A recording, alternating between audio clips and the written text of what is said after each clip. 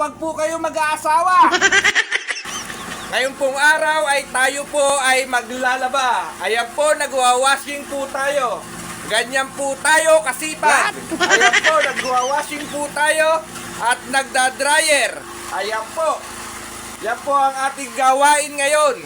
Ayan. Meron po tayong dryer dito. Ayan po, umiikot po ang dryer. At po tayo po ngayon ay habang po tayo ngayon ay washing, nagda-dryer po tayo.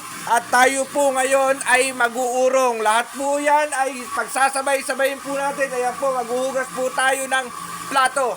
Ganyan po tayo kasipag. Passing po tayo ay magbabanlaw po tayo. Ganyan po tayo kasipag. Ayan. Ayan po, ganyan po tayo kasipag.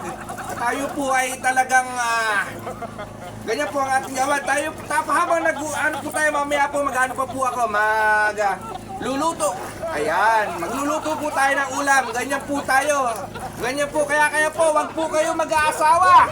Yung mga binata dyan, wag na kayo mag-aasawa. Ganito po ang mangyayari sa inyo.